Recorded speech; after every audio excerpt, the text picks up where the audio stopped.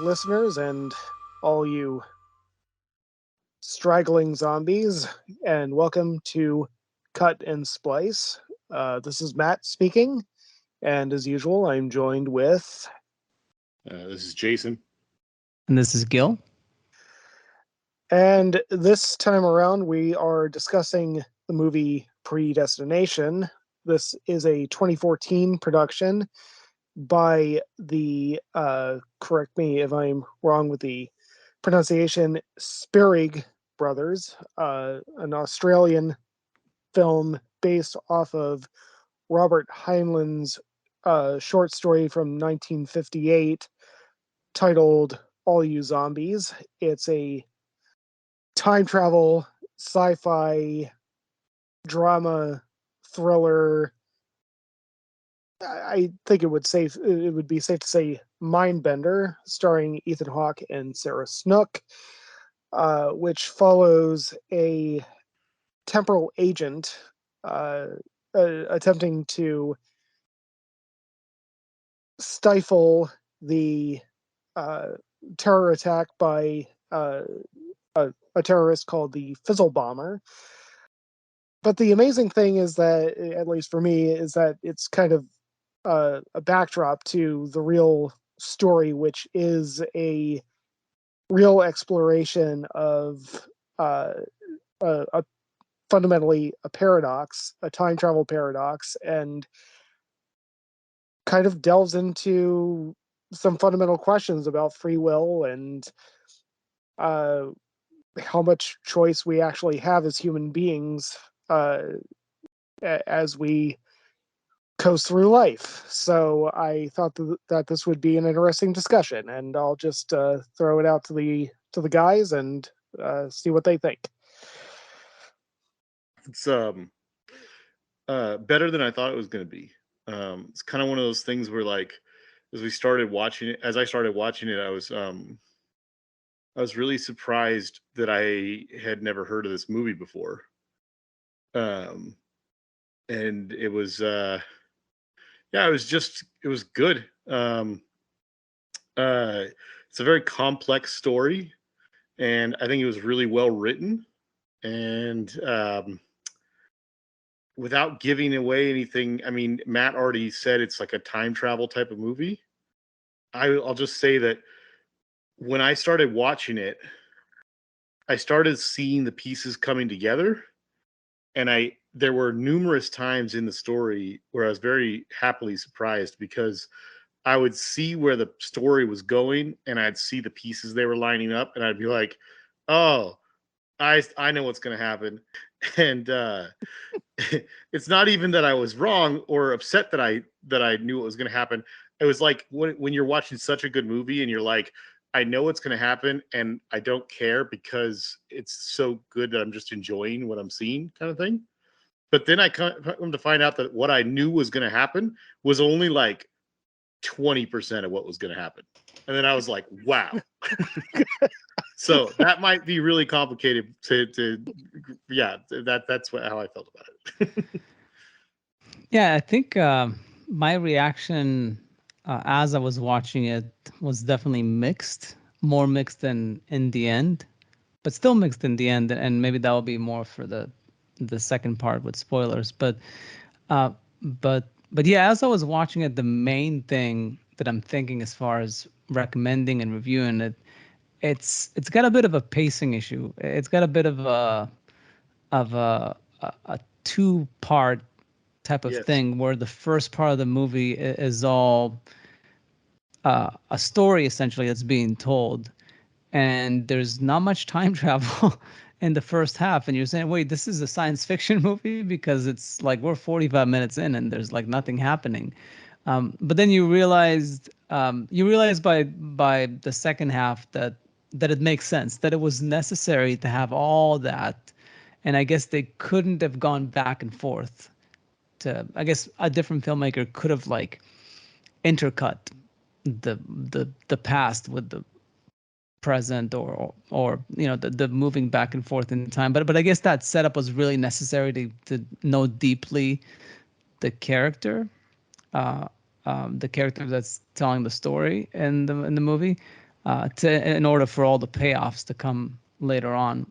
So yeah, that frustrated me while watching it, but I forgave it by the end.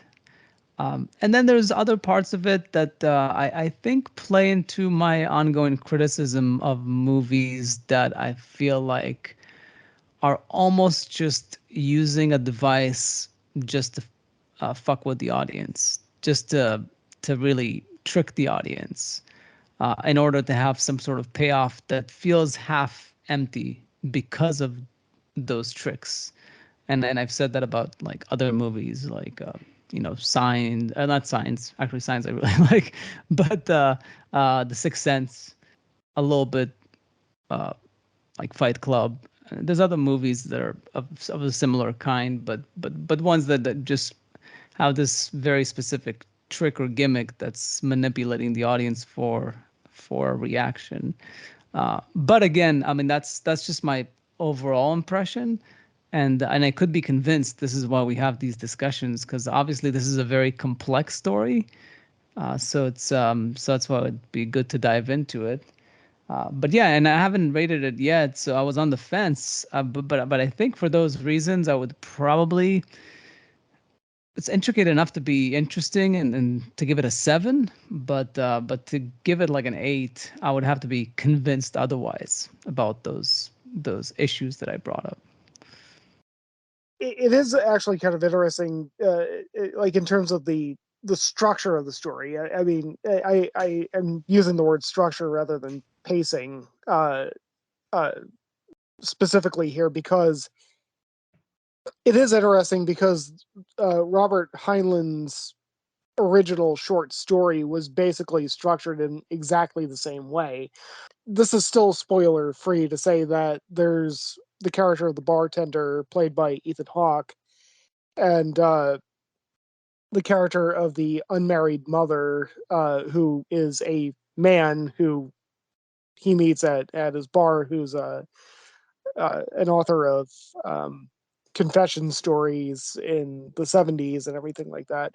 And the first 45 minutes of the movie, fundamentally, except for the opening sequence, is just a conversation between the bartender and the unmarried mother about the past of the unmarried mother and how this person came to be who he is. It's really this is actually one of the things that I appreciate about the movie, is it is really a faithful adaptation of the short story, with certain things added on to make it more cinematic and to make it actually work as a movie. But I mean, I can understand how, uh, in terms of structure, having fundamentally half the movie just be that exposition. I can understand how, if you don't have a captive audience, like if you don't have people who paid money to get a ticket and sit there and see the movie, that people might turn it off and just kind of be like, okay, well, where's the time travel and the action going to happen? We're just watching the backstory of this character, and we don't really understand why. But then eventually you do understand why, and you start to be able to discover why you've gone through that this entire time. And in fact, by the end of the movie, you kind of understand that the entire movie was understanding who this character is. Not just the 45 minutes, it's the entire movie understanding who this character is. And how this person has evolved through time. I hope that was cryptic enough. But yeah, probably. Okay. I didn't think ahead of time, as usual, about what I would rate this movie. Was definitely thinking last night after watching it that this is a movie that I assume that this first part of our discussion will be very short relative to our other episodes of our podcast, because I don't know how we can really even discuss much of this movie without going into spoilers.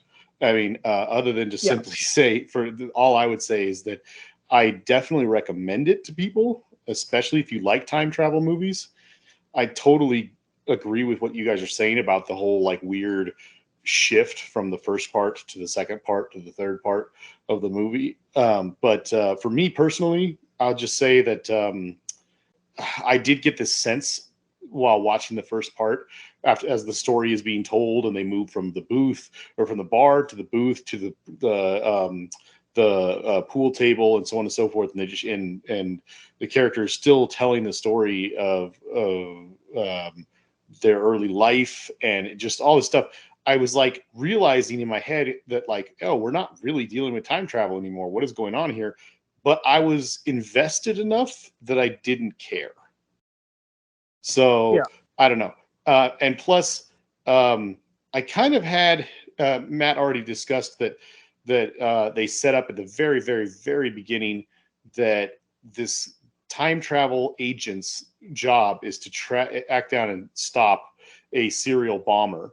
And when you hear one of the characters, what is it? She's credited as the unmarried mother or something like that, or the Yeah. whatever. Yeah. The unmarried So the mother. other Yeah. character, when the other character that's talking to Ethan Hawke is there, we already know Ethan Hawke is a time traveler. They established that in the opening shots of the movie, opening scenes of the movie. We then see him working at a bar in New York.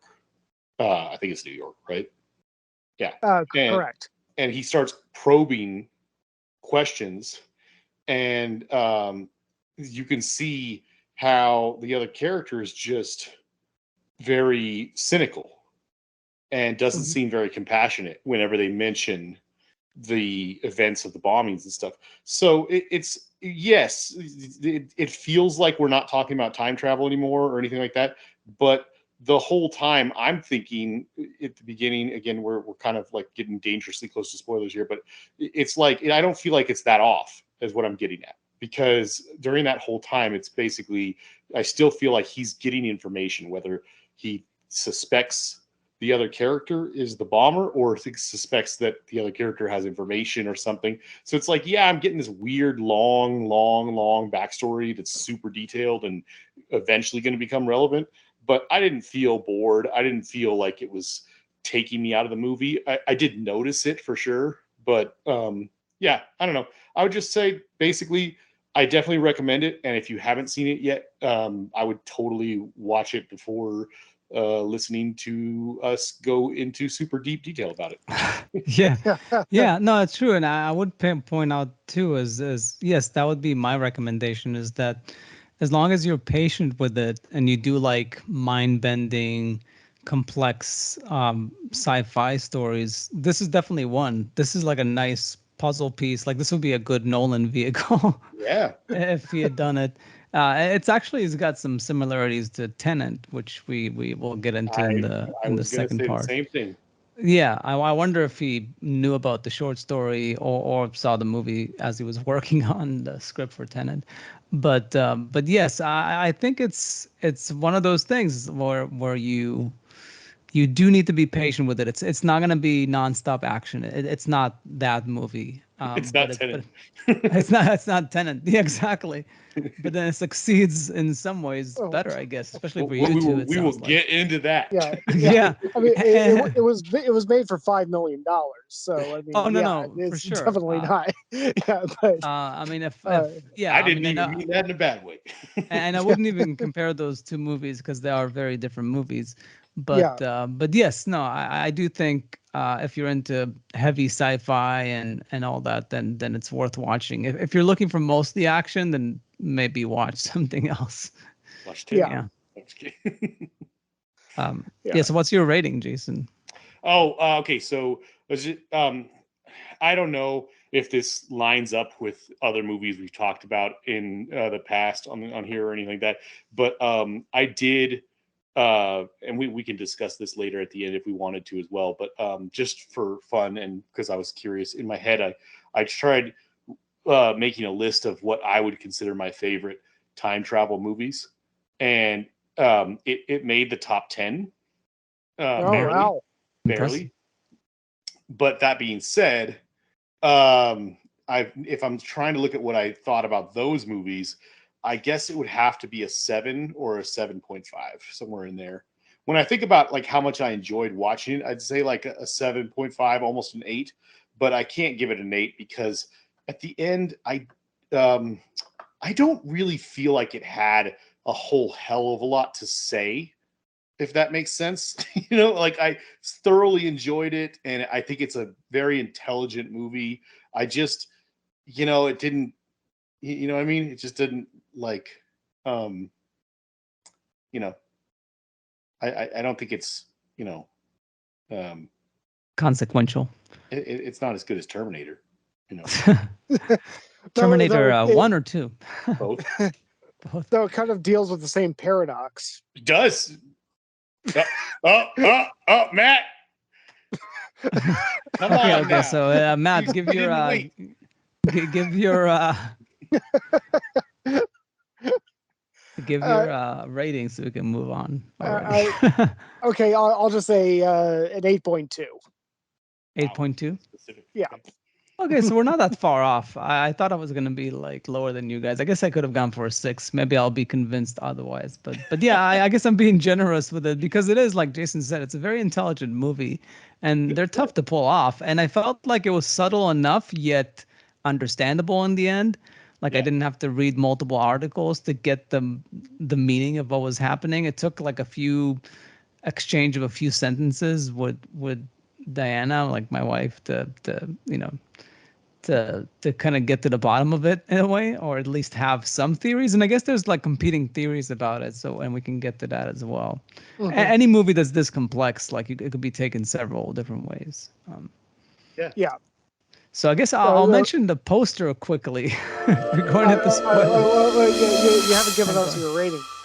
I did. Yeah, I you said did it 7. first. I did it first. Okay. Yeah. Yeah, I gave a 7. Yeah. No, I said like I might be convinced to give it an 8, but now I'm thinking maybe a 6. But I'll probably stick to 7. I must have blanked. Okay, good Yeah. deal. No. But in any case, yeah. So it is surprising that Okay. the poster kind of like reveals the what the movie is, because it says to save the future he must protect his past. It would have been a better tagline if they said to save the future he must protect the past, not his past. The past Yes. would have been. That would be the less of a hint to what's going on in the movie. I don't want to get it on a sidetrack here or anything, but real quick, do you guys often read movie posters and just think that whoever's writing these tags are really stupid? Well, I mean, obviously, I see a good tag on a poster about like 1 out of 7, maybe. Yeah. Honestly, I don't even remember the last time that I looked at a poster, but Oh, sad. I usually look at them on IMDb while we're doing the show, because I'm like on the page there for like the actors and stuff. But in any case, yeah. So it's yeah. So I guess who should go first? I guess Matt. I was interested because I think in your post about it a few months ago, you mentioned that it's one of those time travel movies that succeeds in not being like that the logic completely makes sense. well, I mean, it makes sense to the extent that a time travel movie that includes traveling into the past can make sense.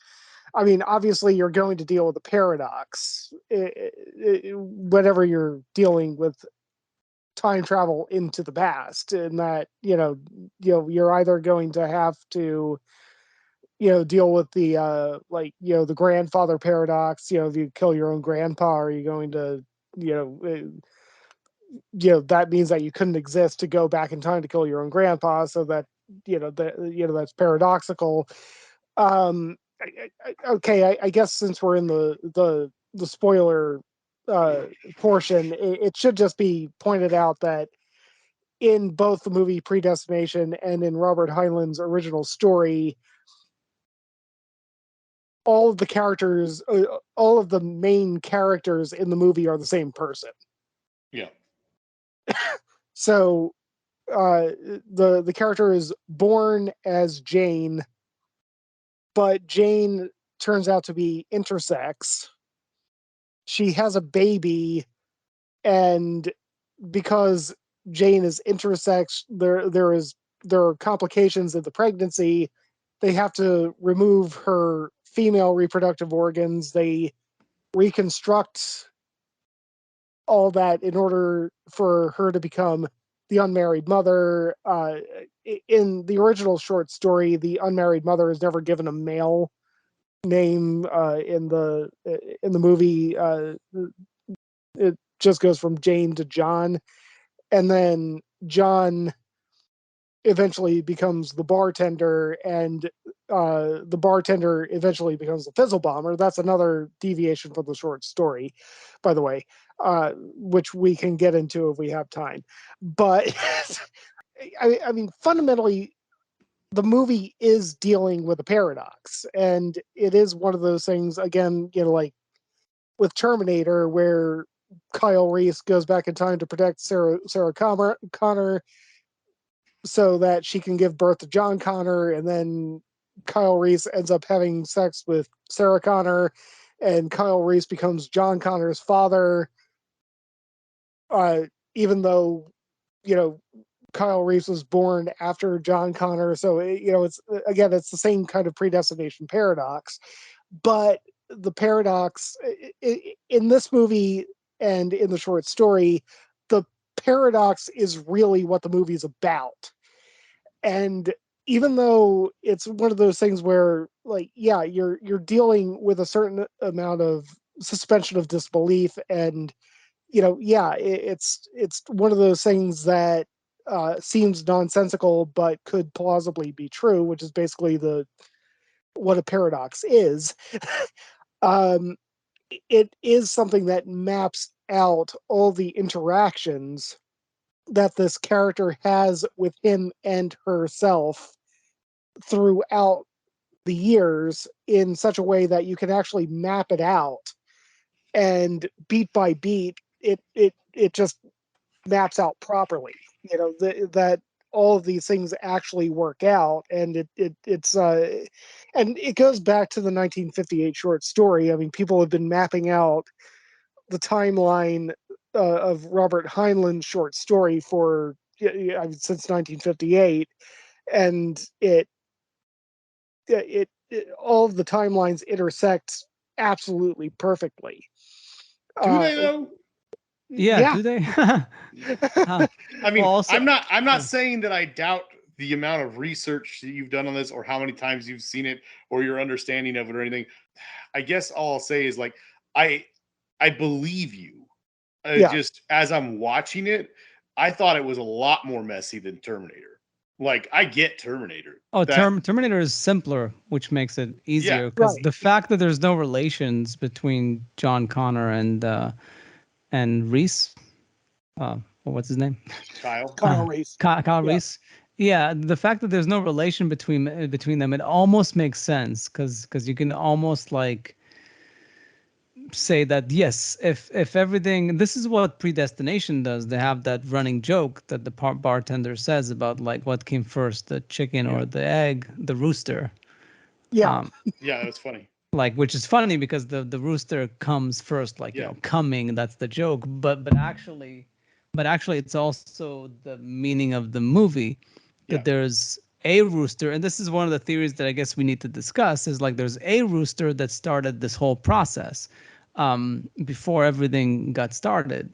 And in Terminator, you can say that's all occurred on a loop, that the continuation of John Connor and Kyle Reese, but they're not, unlike Predestination, they're not the same person. So in a way, it works more easily, logically. I mean, and I don't know if this is the same rules that Predestination uses. It was hard for me to really tell if they were operating off the same set of rules or not. But I mean, Terminator is really simple. Terminator goes off of this idea that every time somebody time travels, it kind of like creates like a new sort of thing in a way. You just have to believe that at one point in time, before time travel happened, that the machines take over, and Sarah Connor just happens to survive the big battles and whatever, and has a child. That child happens to grow up and become a leader that was just barely good enough to succeed at what he does. And then the machines, send somebody back and, send the machine back to do what it does in the story.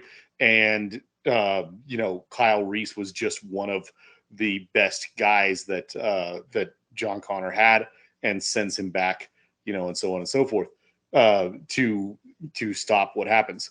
But then, the whole thing plays out again. Kyle Reese becomes the father of John Connor, and that's rewriting history. And he's now probably conceivably a better version of John. He's probably more prepared for the future, because now Sarah spends time grooming him to become what he becomes, and so on and so forth. So you think about it as like parallel loops next to each other, like a spiral, like a corkscrew, instead of like, a line kind of thing. And it makes more sense. It's pretty simple. There's this thing starts getting really complicated. Yeah, I mean, because the one thing you forgot when you broke down the whole order of things, Matt, is that the fact that it's a loop, that Right. the baby she gives birth is kidnapped and is dropped off in the past, Right. and that's Jane again. So she's not only the Well, I'm not assuming Matt forgot that. I just don't no, understand. not that he forgot, but he didn't mention it in his breakdown, Yeah. which which I'm sure people know because they saw the movie if they're listening to this now. But but that was one of the clearest things if about not, it. Shame. Shame. but in any case, so that's one of the main things that we have to discuss. Yeah, that was the part where I was like, wow. Okay, I'll just say this: the part that Gil just described, when that happens, let's just say, let's go. If you remember 15 minutes ago, I was just describing my experience of watching this and seeing the pieces fall up all together. They even described that guy, the boss, as someone who sets up a bunch of dominoes. Kind of Robertson. Yeah. Thank you. Yeah. So, like, in my head, I'm already trying to put this together as I'm watching it. And there's the moment that he's staring through the glass. We don't know that he's staring at the babies yet, but we find out that he's staring at the babies. And then the guy comes forward and have a conversation with him.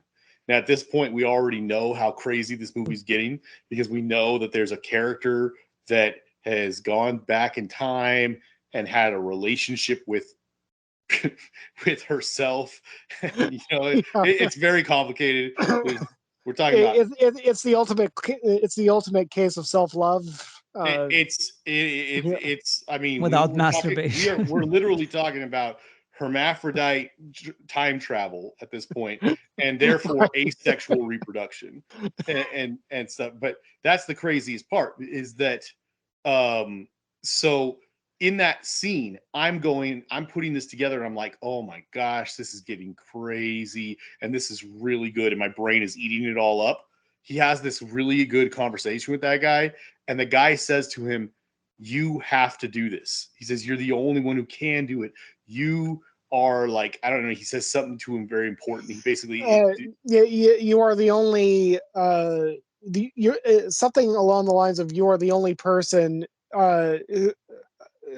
given to the world through a paradox with no no ancestry and no connection to the past or the future. So when he said that to him, I thought, oh my gosh, this is it. This is like the big moment right here. And my brain started going like, that's it. This whole movie, they've introduced this many characters. This many of those characters is the same person. And I was like, this is getting nuts. And I said, that's why he's relevant. That's why he's relevant. I'm like, he's going to be the baby. And I was like, that's nuts. Oh my gosh. And then he walks in, and I was right. It's the baby room. He picks up the baby, and I'm like, oh my gosh. And then the next scene happens. And I was like, mind blown. I was like, what the hell? So it's like, in a way, because if you think about it, if they had only gone that far, say they had only had the balls to go that far, right? like, so we already have a hermaphrodite traveling through time, having a relationship with him herself, and conceiving asexually of a child. And then like there's the whole thing of this time traveling agent who's being told he's like the world's only hope because he's a paradox, his existence is a paradox, and therefore, you know, that would already be enough, right? Wouldn't it? I mean, that would be enough to make him a paradox. The fact that his parents are the same person. Yeah. Right. And I'm like, this guy, that's why he's the best. That's why he's gone. They are, the doctor says, you've been through so much more than any of our other agents, blah, blah, blah, blah, blah. And I'm like, wow, this is nuts. This is nuts. 5 seconds later, I did not know how. I was totally right, but for the wrong reasons. I can see that being a shock. Yeah, I was like, damn. But anyway, yeah. Yeah, so that, I mean, that's the question. So as far as like, especially like, I mean, both of you, but Matt, even more specifically, is the rooster Robertson? Like, did they basically? Yeah, because like basically, as the idea is that this agency that invented time travel, did they created a loop. They manufactured a person somehow out of time. I don't know if they did it like in a lab or however they got it done, or they found an orphan to initiate the process, but it had to be a very specific orphan. It had to be one that can be both a man and a woman, intersex. Like I'm assuming they might have manufactured, or like it seems like they were like testing a lot of girls. So I wonder if there was something of like they're looking through a lot of babies to find the right one that could be put into a loop that perpetually creates its own and destroys its own life, just as an experiment, because they're experimenting with time travel. And the best way to experiment with it is without affecting the world outside of the loop. And you do it by having a person that has no family, no connections, a loner, blah, blah, blah. Is that sort of like what the concept is? And then of course it goes off the rails once he becomes a bomber, and then he does influence the outside world, and they try to correct it by using it against itself. Let's not get too deep into it, Matt. Yeah, but that's like when it backfires. Help us understand the first part. Help us understand. Is what Gil just said, and that's also what I was kind of suspecting, because the way they talked about the rooster. Is that about what you think as well too, or I don't know? I think that's the most plausible explanation, is that Robertson is kind of behind all of it.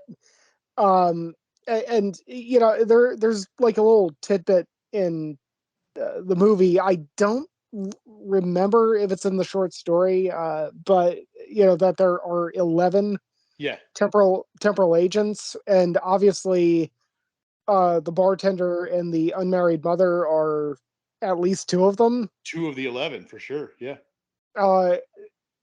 And you know, actually one popular theory is that 10 of them are just actually the same people in different time loops, and the 11th is Robertson. Yeah. But yeah, I do think that it makes sense that Robertson is the rooster in the story. And okay, this is also kind of an interesting thing, because they have that photo of when the Fizzle Bomber pulled off exactly what he was trying to do, you know, where he killed 11,000 New Yorkers in one bombing. And since then, they've been trying to stop him entirely. And that's when the unmarried mother has the bomb go off in his face, and you know, gets burned up and has to go through the reconstructive surgery, and then becomes the bartender and goes back in time and recruits the unmarried mother in order to get him into the agency, and so on and so forth.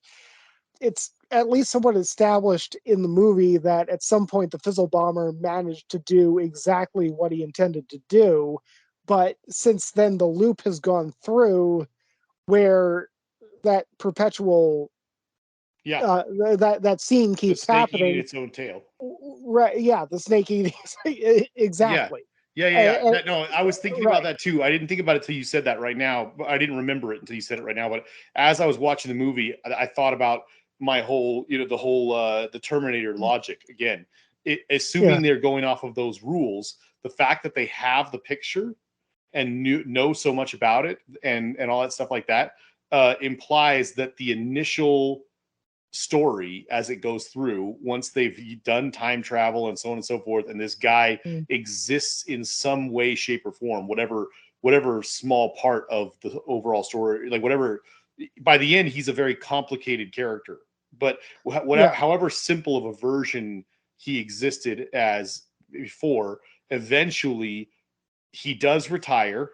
He does have a what do you call it, one of the little suitcase time travel machines that errs, therefore giving him free reign to move around as much as he wants, and he starts bombing things because creating small tactical bombs going off to murder certain people, and in the process of doing so, saving hundreds, if not thousands, of people in the process of killing small groups of people or individuals.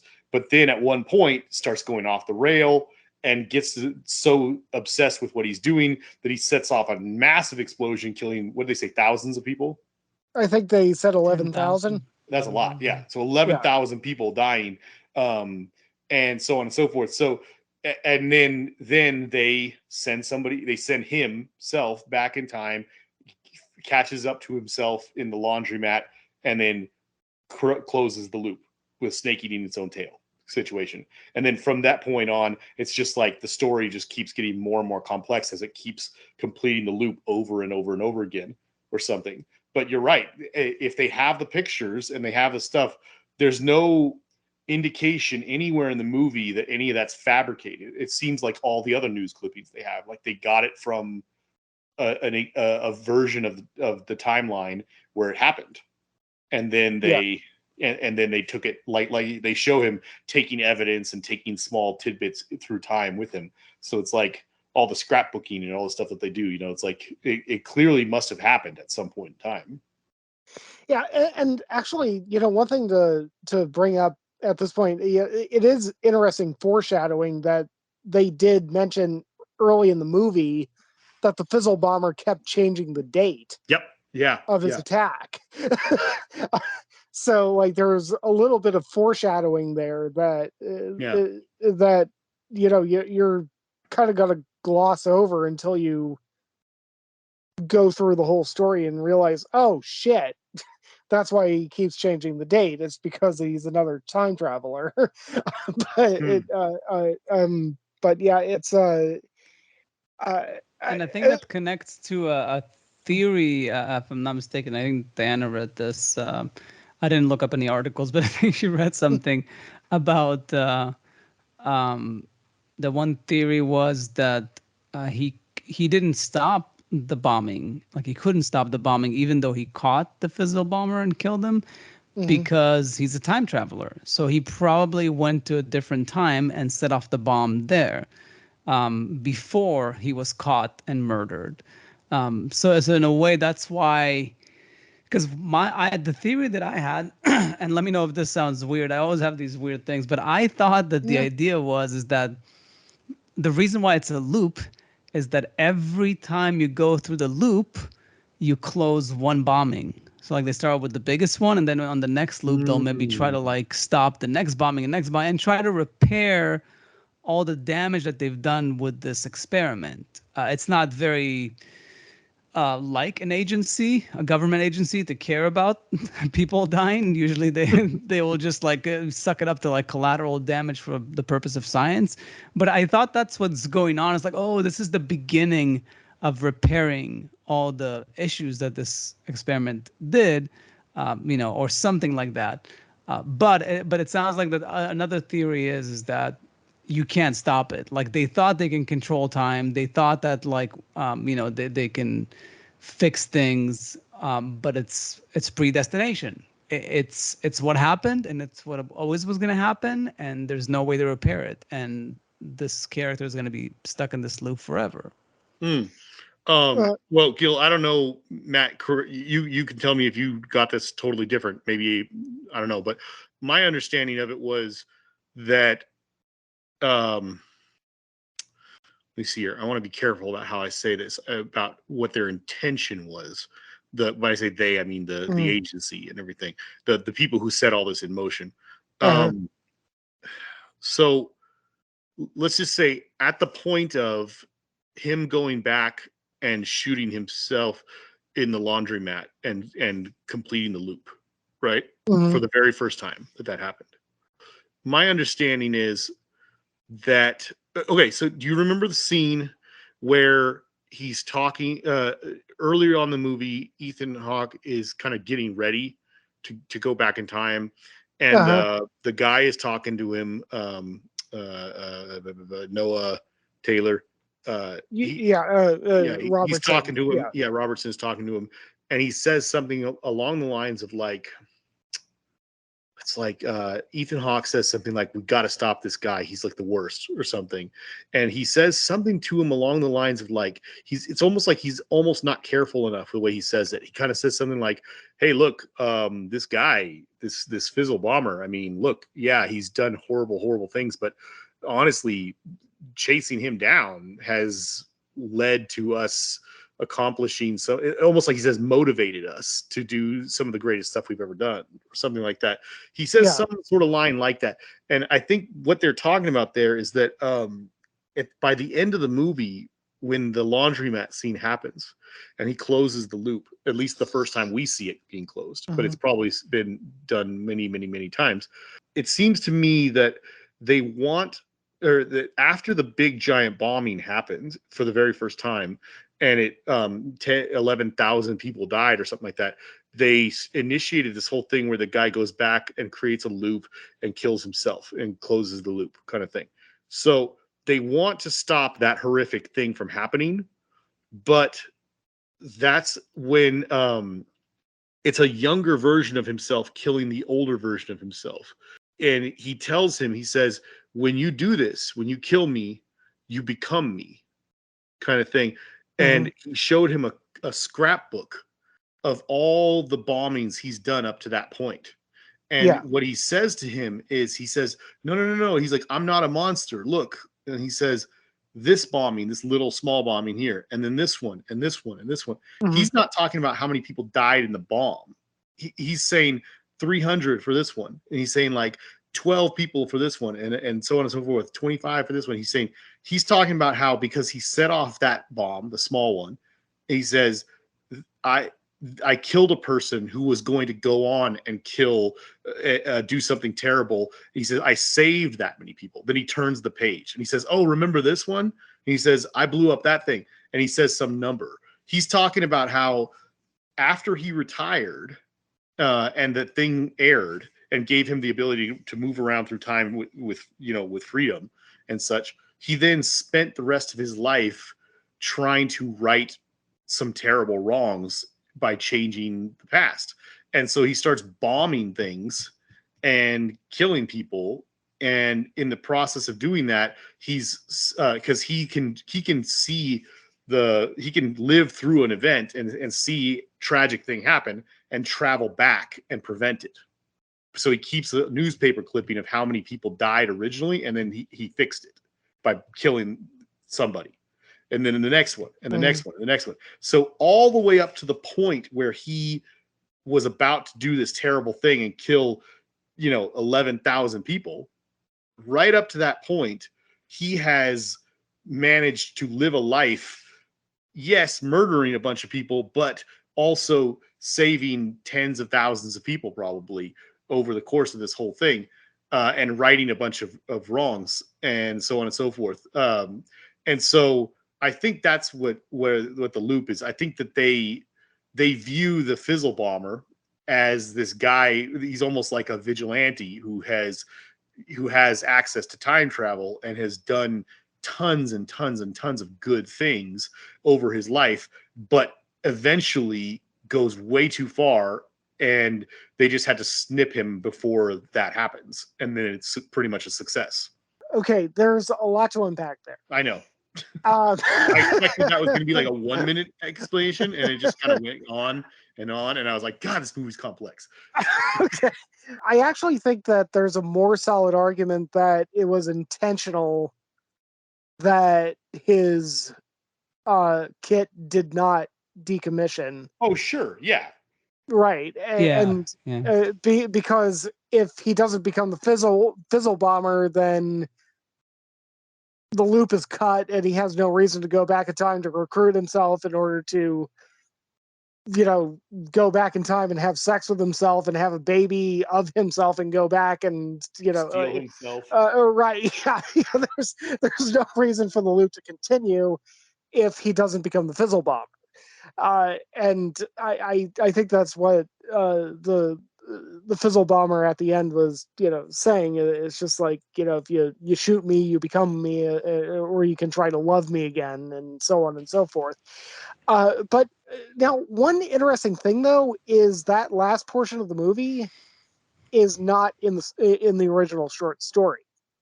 Yeah. At all. The fizzle bomber is mentioned in the short story, but in the short story, the fizzle bomber was already, something that, okay, that happened, and then we went back in time and we stopped him. Oh, in the short story, they just stop him. Like Yeah, it's that clear. Yeah, it was already.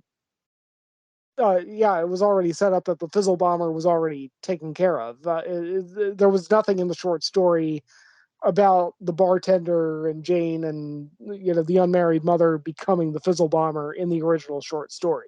Oh, so they added in the movie that the fizzle bomber is part of that same character. Yes. Oh, I see. So when the fizzle bomber in the short story is not a time travel? Correct. Oh, so that's really weird. Which, by the way, it's the way I perceived him most of the movie up until the point where he travels back in time to deal with him. I guess it makes sense what the movie does with it, but I wonder if it just complicates the whole thing a bit too much based on Jason's reaction. Question. So do you have you read the story, Matt? Yeah. So then in the original story, if the fizzle bomber is not actually the same character, then is the fizzle bomber's actual only direct contribution to the loop of the character, the part where basically I assume that the bomb that blows up in the character's face and basically starts that third transition of that character's life was a fizzle bomber's bomb, right? That's not in the short story either. No. Oh wow. Okay. Yeah. Actually, I think that was a clever thing that the filmmakers added in, which is something that I thought was kind of lacking in the original short story, where if you're just reading the words, if you're a visual thinker, you can kind of just be like, okay, how does I mean, there's a certain amount of willing suspension of disbelief to just say, like, okay, Jane didn't immediately understand that the unmarried mother was her. uh, Yeah, of course. it already takes that level of suspension of disbelief. And then if you add in the bartender without like the facial reconstruction thing, it becomes really hard to swallow on a visual medium. Yeah, And there's just differences when you're telling a story in right, a novel form. You can just right, get away with stuff. right. And so yeah, I think the filmmakers just had the wherewithal to write that in as a plot device to, I mean, Ethan Hawke at the beginning of the movie, says that line, even my mother wouldn't recognize me, Yeah. which is kind of a great line. So, okay, it's funny you mentioned that. I watched the Yeah. movie and then I was like, okay, now I need to watch that first scene again. Yeah. Like all of it. Yeah, me too. I feel So I like went back and I watched the first scene again, and it's really funny that when he stares in the mirror and he reacts the way I think anybody would if they're just suddenly looking at themselves and they don't even recognize themselves. And he kind of goes like, he's first kind of a little shocked and a little concerned, and he's like, oh, And then he kind of steps back and goes, yeah. And the guy says, well, and you'll continue to heal and so on and so forth and blah, blah, blah. And he kind of keeps talking in his little doctor speak. And then he says that line Matt just said, wow, I don't even think my own mother would recognize me. And then he kind of chuckles just a little bit. I was like, that's funny. He doesn't have a mother. Well, no, because no, but also the mother is him. He is his own mother, and he didn't recognize himself. Oh no, that's for sure. But also he probably should have said like, this is amazing. Like I just got carved up by like, flames and I look like Ethan Hawke now. But in any case, but maybe that could lead to some of the issues that I have with the movie and those devices that they used, is because for one thing, I don't buy it. Like I don't buy it's tough for me not to buy the fact that Jane doesn't recognize John, or like the transgender version, the male version of herself, because they're not that far removed. They still have the same eyes, they're still the same face for the most part.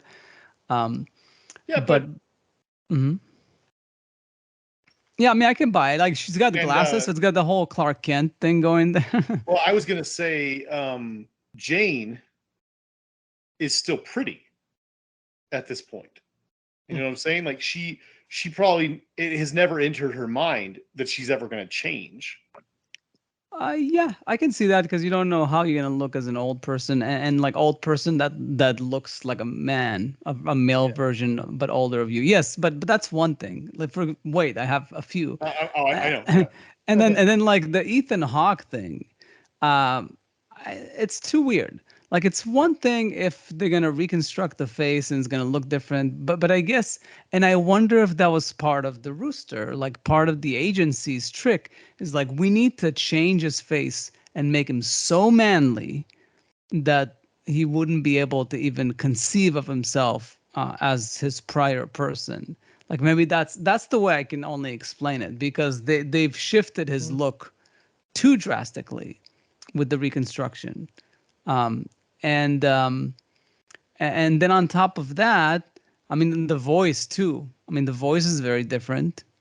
Like, now he's a manly voice. Like, he talks about the struggle of like when working on his voice and stuff, and then Ethan Hawke is like a man, So that's like a bit of a stretch as a story device, I feel like. But it's one of the many ways they had to use to trick the audience, like Matt said, because like, if it's not on a page, if it's on the screen, it would be very obvious too early on what's going on with these characters.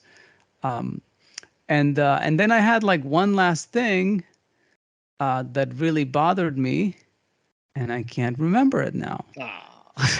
But I guess I'll if it's important enough, I'll remember it. But it's mainly those two big things that really bothered me about, and I didn't buy. And was the biggest gimmick in this I can movie. mention a couple of mine. Maybe maybe one of yours will be mine. Yeah. One thing, just to throw it out there, I had an issue with the voice thing until I went back and rewatched that first scene again. When he's staring at the mirror, the Japanese doctor or whatever. Yeah, there goes my singing career. Yeah, he says to him, your vocal cords have been irreparably damaged. Your face might heal, but you'll never sound the same way you did before. And then he goes, there goes, in his still unhealed yet his gravelly voice, he goes, there goes my singing career, or something like that. Yeah, that's true, exactly. And this leads to, you reminded me just with that good, one. Good. Go ahead. So the other one is, and this is where even the one you just said, but the vocal cords, that gets into like Sixth Sense territory for me. But where it really like, where the kicker really is like, oh yeah, and time travel, gives you dementia and memory loss.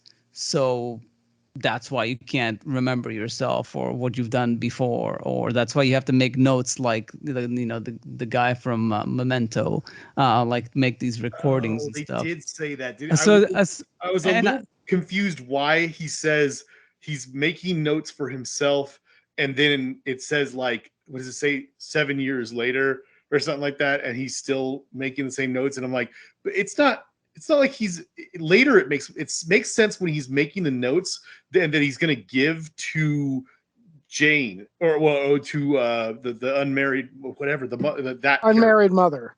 It makes sense because that character is a brand new recruit that he just spent all this time listening to the story and so on and so forth, and then said, I can put you in front of the person that did this to you, blah blah blah blah blah blah blah blah, all that stuff, right? And so that makes perfect sense that he's leaving all these notes for a new recruit.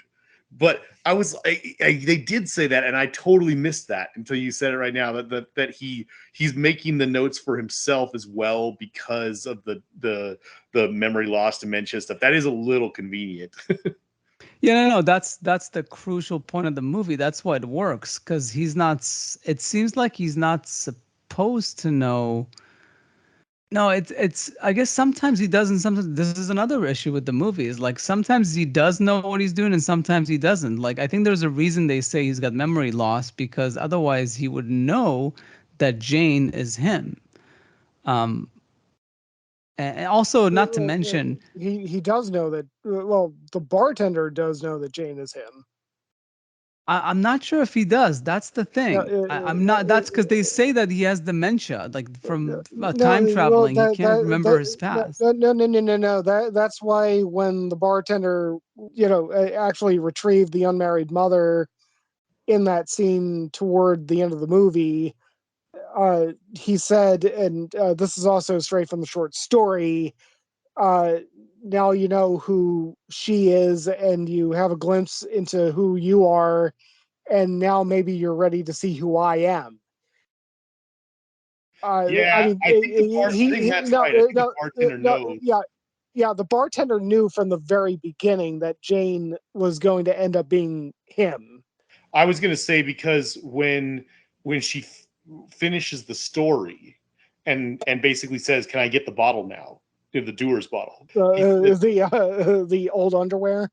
No, the old underwear is what they were drinking. The prize bourbon or whiskey or scotch, whatever it was he grabbed, was like Dewar's or something. Anyway, it doesn't matter. Point is, he put the bottle there, and she's kind of like, "Can I take it now?" Because it was the best story you've ever heard. And he says like, "Yeah, it was pretty good."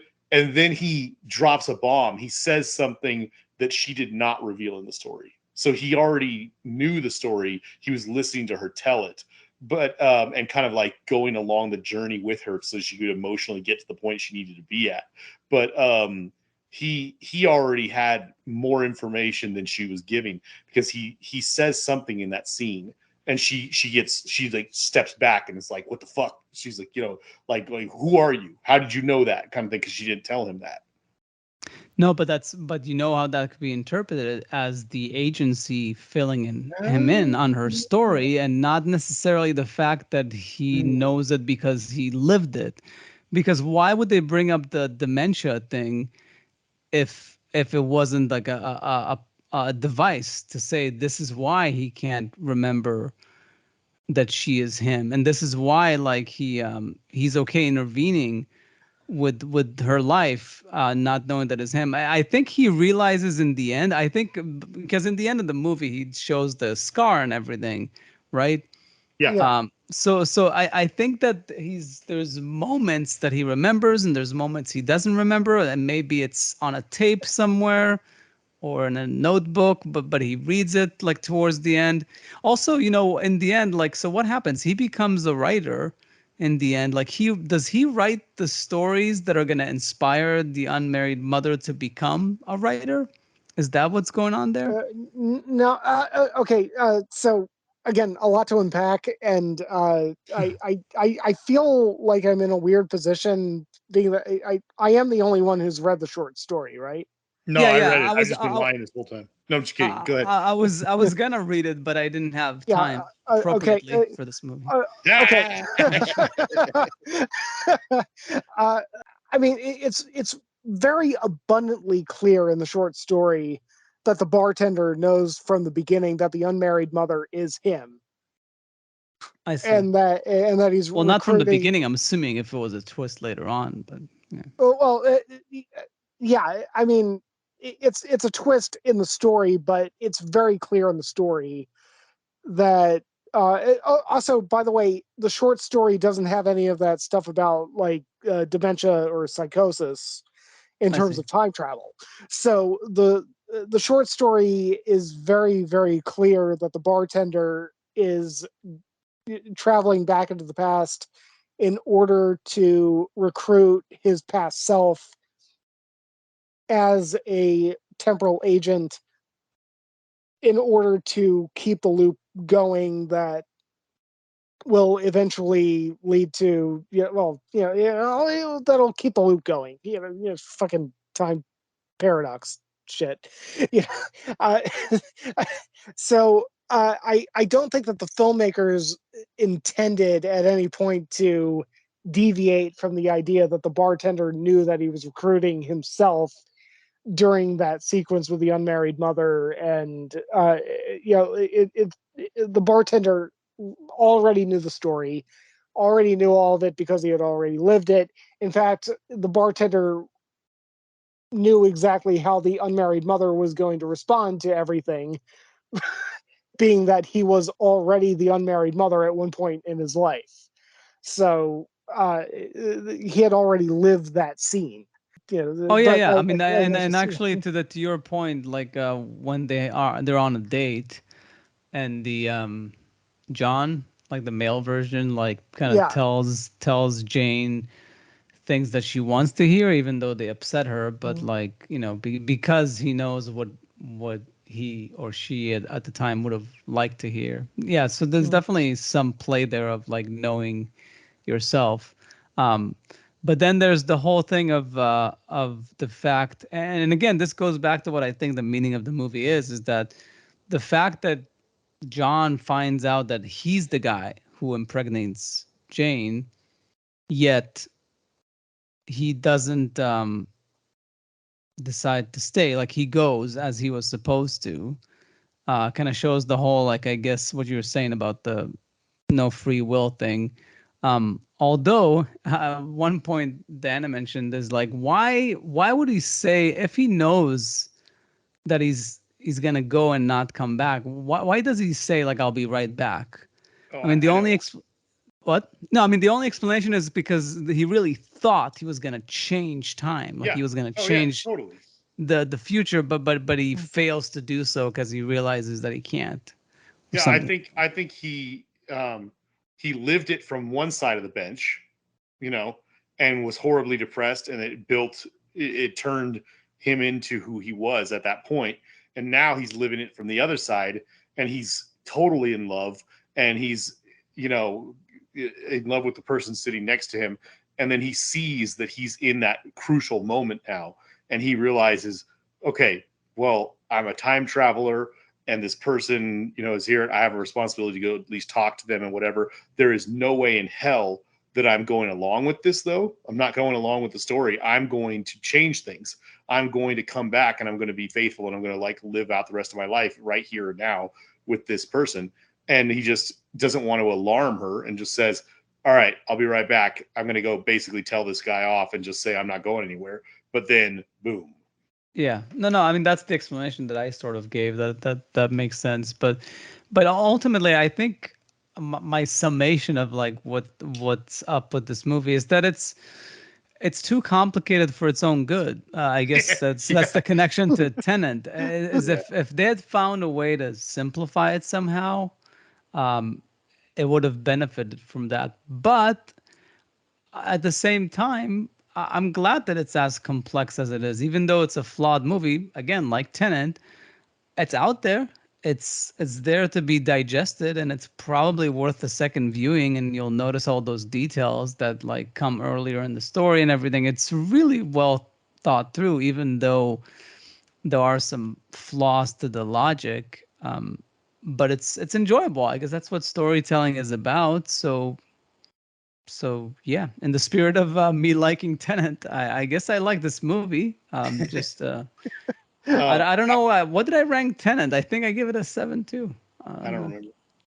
I Anyways, was going to say the other, aside from the stuff we just talked about, the one thing, well, I guess there were two issues I had with it, other than what you just said. I do agree it's a little complex and stuff, but for its own good. It's funny that this came up now because you guys just shared that picture, that graph that's been shared around the internet for a while now of the futuristic movie timeline Mm-hmm. and everything. It's not to get too deep into that or anything, but there's two issues. One is not setting your movie too far in, or far enough into the future that it that when that time, years go by, and if your movie was successful and people keep watching it, they laugh at you because you're like, you thought we were going to be at this point into the year 2000. You're ridiculous, like that's kind of stuff happens all the time. That's how Back to the Future Part 2 is now. Flying cars and holograms and all this stuff like that, and it's like 2015. Yeah. And that's just how that happens. But I fear that you can make the exact same mistakes in the other direction too. You can set your movie super far into the future to be safe from that, and then as time goes on, people will see the other problem. They'll see the technology you're using that's supposed to be, say, let's just pick a number, let's say 50 years from today, and go, well, we're already way past that. Uh-huh. So it's a difficult thing. But the reason I'm bringing that up, aside from the fact that you guys were just talking about it, is I kind of had an issue when I'm watching this movie because they say time travel was invented in 1981. And they're only able to travel back, forward or backward. What was it, 43 years?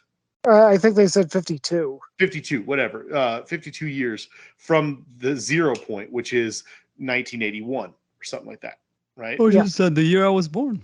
Yeah. Now, let's pretend that the year that Gil was born, some scientist out there discovered or stumbled upon time travel. I'm okay with that. Dr. Emmett Brown. Yes, Dr. Emmett Brown. No, but I'm okay with that. It's all right. Dr. Emmett Brown figured it out in 1985. That's okay. A few years later, that's okay. It's fine. I'm all right with that.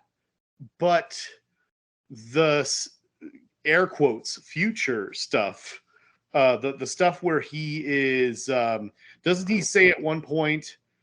She asks, "Where's what's his name? Where's the boss guy?" And Robertson. Where's Robertson? And he says, back in his office in 1985. Uh-huh. And so let's just assume that even that's just like an arbitrary number or something like that. I don't know exactly what year it's supposed to be when when he gets the face damaged, he grabs the box and goes back to his time. And then wakes up in the bed with the bandages on his face, and they've put him back together. I don't know what year that's supposed to be, but I think it's like mid 90s. Okay, that's what I thought too. I thought mid 90s, and I'm like, you know what? They gave people a lot of crap for the movie Face Off because you're like grafting facial skin onto somebody. That was not possible back then. In the 90s, we had barely been able to like graft your own flesh from like your thigh or something, or your calf onto your face, and it was really rudimentary. I mean, like, I think that was in the 2000s we were able to do that. Like, I'm telling you, I don't care what if this was even taking place now. That guy's face got that badly burned. 7 years later, he's not looking like Ethan Hawke. Yeah, no, definitely. That's a major issue. Some awesome plastic surgery right there. I mean, I wish you could get. I mean, I'd go burn my face right now. They should have fucked his kid face a bit up, like for the movie, for sure. I chalk it up. You want to know how I got these scars? That's really good. But in defense of the movie, I mean, I'm going to kind of chalk it up to like an alternate reality kind of science fiction. Like Never Let Me Go by Kazuo Ishiguro, where he's telling a story that takes place in the past and that goes into the present, but it's a story in which, like, okay, hypothetical universe, what if we invented cloning in the 1970s? Sure. Yeah. And we could clone humans, and what could this have been? I mean, obviously it's based off of a short story that was written in 1958. Well, published. That's a long time ago. Yeah, published in 1958. As far as Robert Heinlein was concerned, all of this was taking place in the future. What were the dates that Robert Heinlein wrote?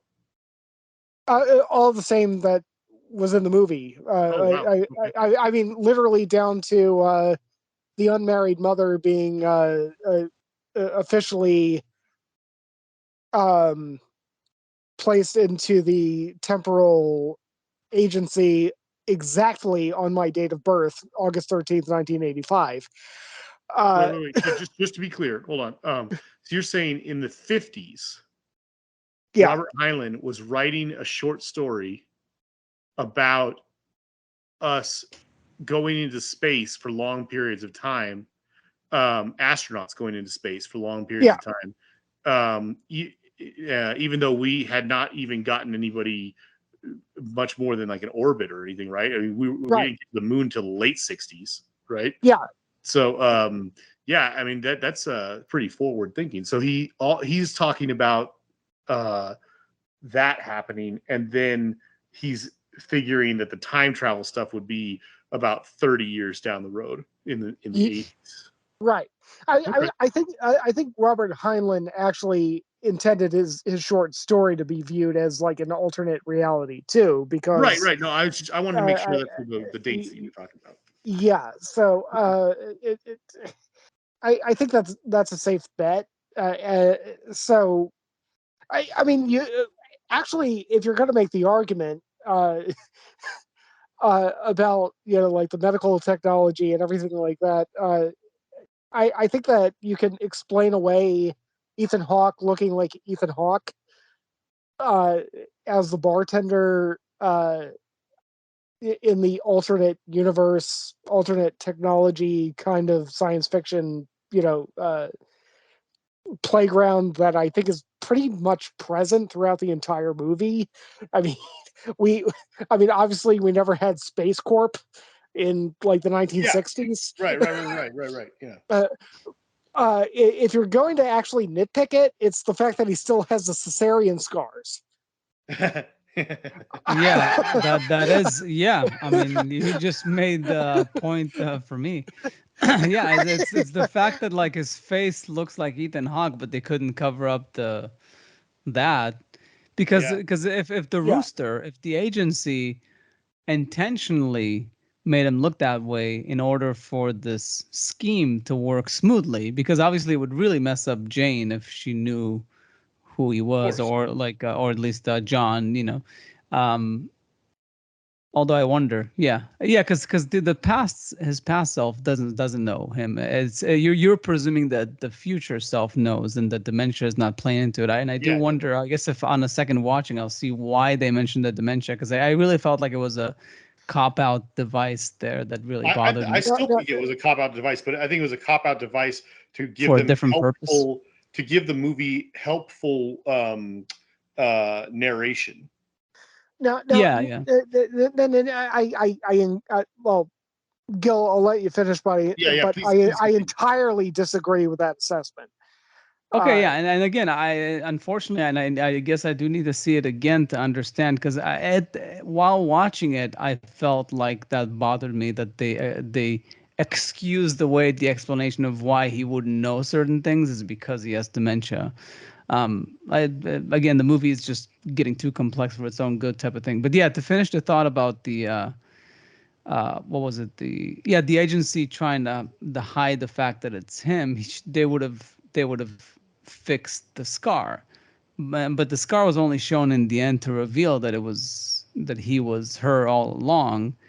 But that could have been shown in a different way somehow. But in any case, yeah. Well, I think you could even make an argument that they didn't need to show that. I thought visually it was excellent. Yeah, I mean, You know what he could have it done? He could have was. put the glasses on that were kind of like Jane's glasses.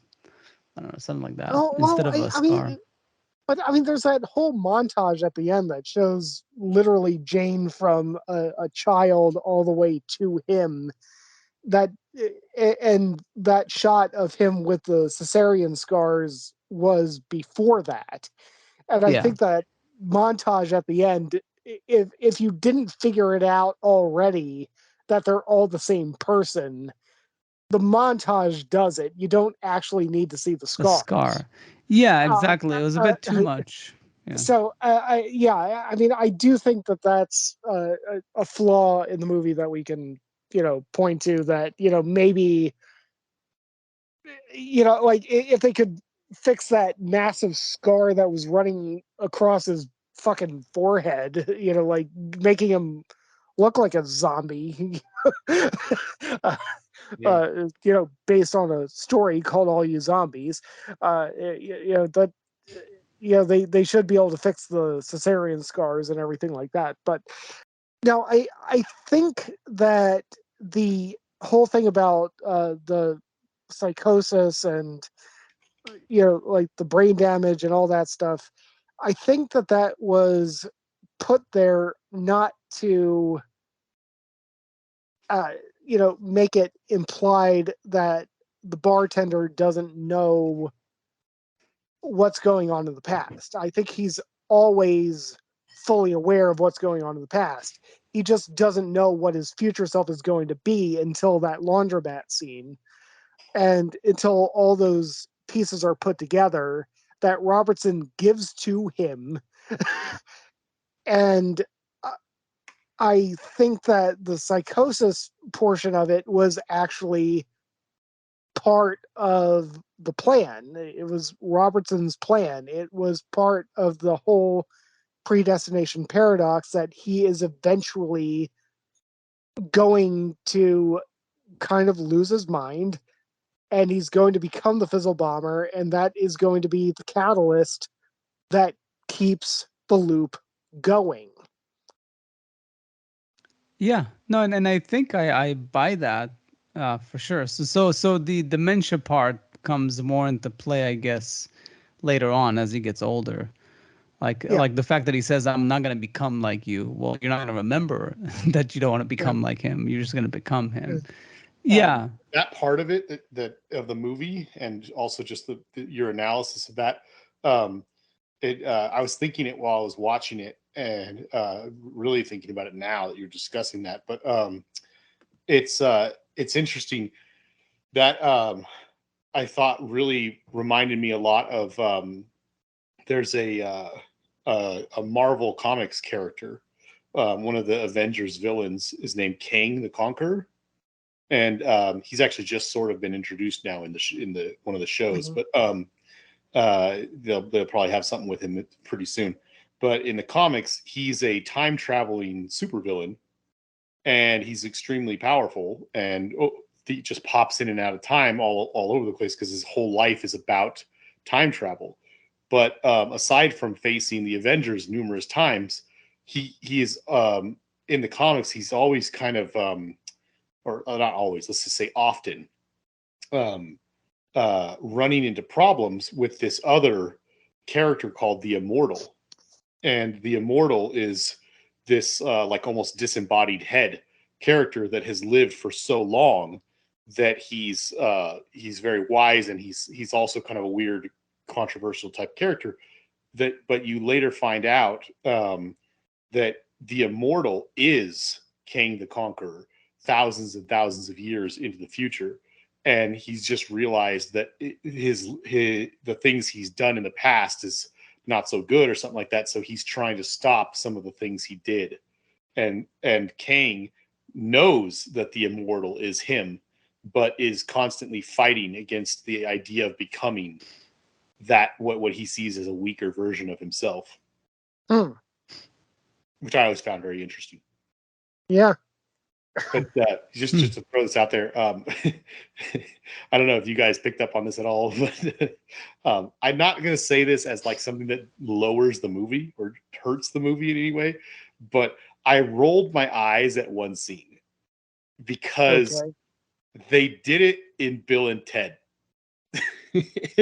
And if you're going to be a serious time travel movie, like one of the best time travel movies ever made, it's probably best to not do something that was a joke in Bill and Ted. You know? He's got his tape recorder, right? Mm-hmm. He gets to the time where he's going to be spending some time for his mission. He goes back in time and he's like making mental notes about his mission. And he's like, you got to do this. You got to do that. Now, remember, it's going to be real hard when you go do this because this is part of your task, blah, blah, blah, blah, blah, blah, blah, blah, blah, all sorts of stuff.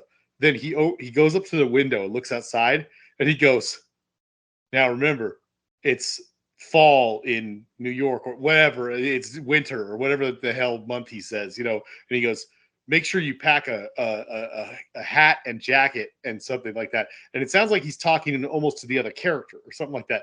But a moment later, he smirks as he opens up a closet and there's his jacket and hat and whatever.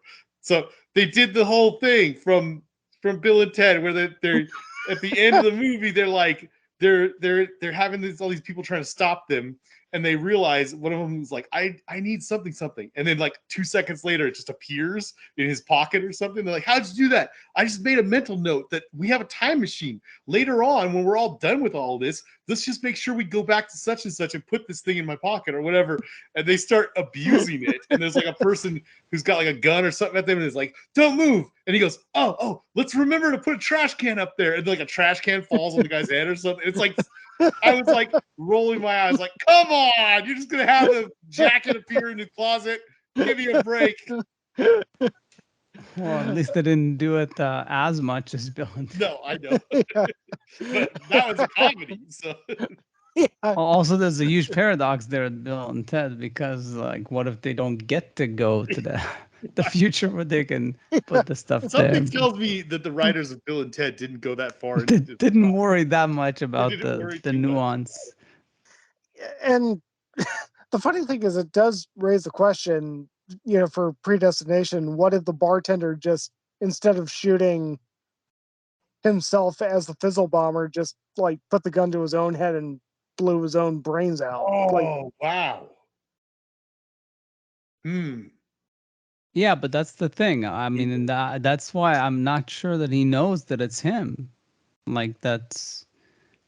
Well, like, I mean, he definitely knows that the fizzle bomber is him. Yeah, you're talking about he puts the gun to his head at the end in the laundry. You mean in the laundromat to shoot himself instead of the fizzle bomb?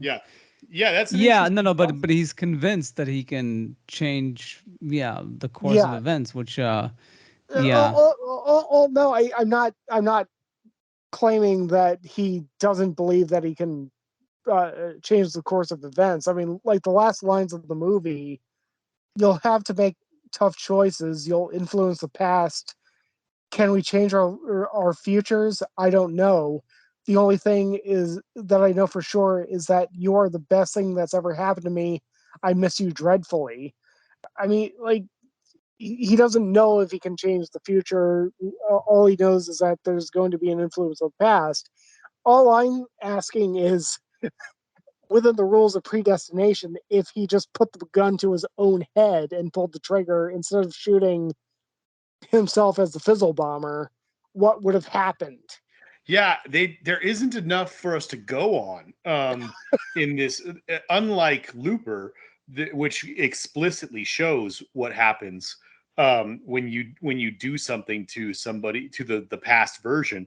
They never have a scene like in the bar or something, or in the park would have been an interesting moment to do it when he reveals when the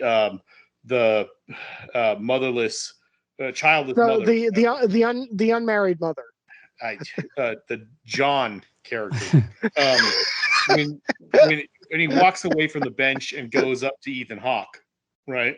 In that moment we discover that, and then he's, I don't know, whatever. If at some point in time when the two of them are in front of each other, if they had reached out and done something that unexpected and like he accidentally like cuts the younger version's arm or something, and then a scar appeared or something, then we would have known for sure that would have been a possibility. But yeah, I mean, the rules seem to be that, like, if the unmarried mother came up to the bartender in that scene where he's sitting on the bench and just shot him and killed him, that both of them could have just disappeared. I would think all three of them would disappear, because then the baby would never. Yeah. All three of them could have just disappeared. I guess that's not the rooster's plan. So, Their just quality. to throw this out there, I already kind of once and 1.5 times have mentioned what my experience was watching this movie. But about, let's see, it would have been probably just as soon as the bar section is done and he's recruiting her, they jump for the first time, and he starts handing her clothing to blend in, and a revolver and a few other things, and says, all right, I'm going to put you in front of the person who ruined your life, and you got to be ready. You got to be ready. And he starts kind of psyching her up and all this stuff like that, right?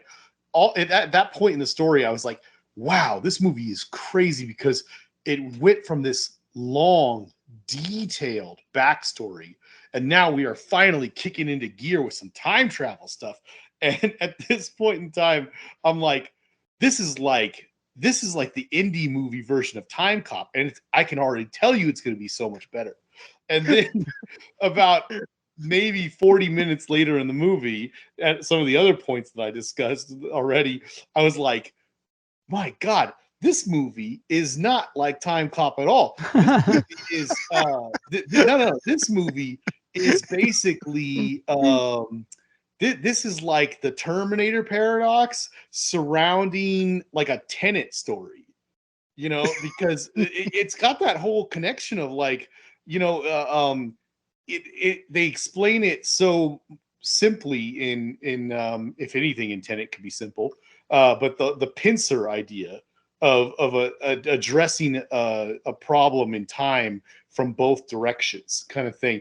But that's kind of what the rooster is doing, right? I mean, he keeps sending this guy back at different points and creating these weird loops, and then all the manipulation and all this stuff like that in a weird sort of way. By the time the scene happens where he's sitting on the park bench and explains to the John version of himself, this is what's going on, and however Matt very eloquently quoted it, you understand her, and now you kind of maybe understand yourself, and maybe you're ready to understand me, or whatever the hell it was at that point. And then following very closely behind that scene is the point where he's staring through the window at the baby and everything. I'm like, they're just like attacking this problem from all angles. It's crazy.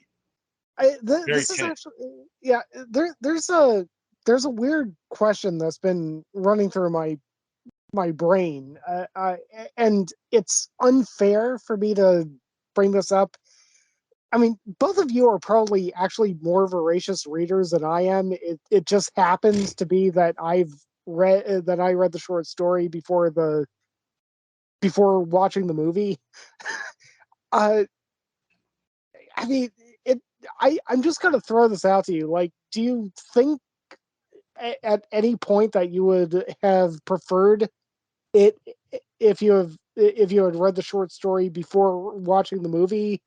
Or I mean, just from what I've said, I mean, like, do you have any inkling of, oh, that might have been, I don't know, one way or the other. No, I mean, I Yeah, personally think, if anything, it's always the reverse is better. Like, I think I prefer to first watch the movie and then go to the like the reading material if I do, because yeah.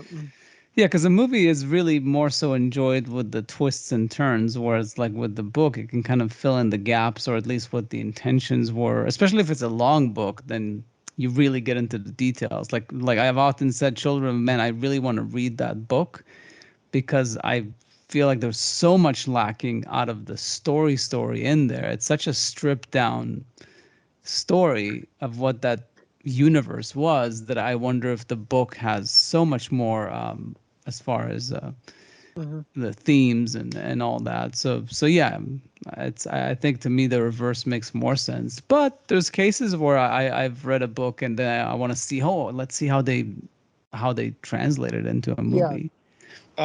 For me, I'm not sure. I can't really say if I would have enjoyed it or if I would recommend it one way or the other. I think it's hard for me. I'm trying to think of all the different movies I've seen that are based off of some sort of book, novel, short story, or whatever, and how many of those I saw in which order. Saw the movie first, then read the book, or read the book first and saw the movie. I would say 90% of the time, if not more, I see the movie first.